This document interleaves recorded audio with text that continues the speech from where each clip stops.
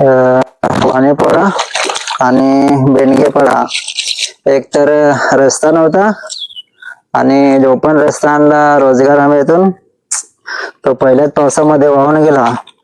ज्या वेळेस हा रस्ता बनवायला लावला त्यावेळेस रोजगार सेवकला आम्ही पर्सनल आणि दुसरे ग्रामस्थ होते ते पण बोललं होतं की इकडे 2 पेऱ्या टाका, पाण्याचा प्रवाह जो आहे तो इथेच आहे. तर त्याने ते आमचं ऐकलं नाही आणि ज्या ठिकाणी पाणी जात नाही त्या ठिकाणी त्याने परस्पर ती मोरी तिकडे लावून टाकली. आणि ती त्याला काय तर हलगर्जीपणा सांगायला काय हरकत नाही, त्याच्या हा हलगर्जीपणामुळेच हे सर्व झालं. आणि हा रस्ता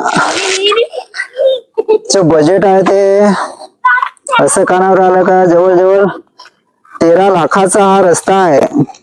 तर तुम्ही बघू शकता का 13 लाखाचा हा रस्ता फक्त मुरुम आणि ती खडी एक एक असे खडी वरती लावले आणि 13 लाखचा बजेट दाखवलाय. पण त्या 13 लाखामध्ये त्याला 2 पेऱ्या चा खर्च नाही करता आला. त्याने 2 पेऱ्या टाकल्या असतात तर आज हा रस्ता इथून वाहून गेला नसता. आणि ही जागा आहे ज्या मालकाची, या पुरा हा भात लागवडीसाठी आता पुरा इथून एवढं सगळं जी भर टाकली होती ती पुरे शेतामध्ये गेली.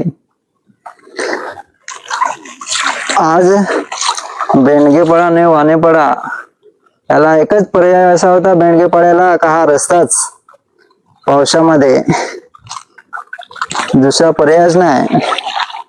पावसामध्ये कोण आजारी पड काय गाड्या आहेत त्यांच्याकडे ते आणायला जायला पर्याय एकच रस्ता होता, तो पण आज वाहून गेला. रोजगार सेवकची हलगर्जीपणामुळे हे सर्व होत आहेत.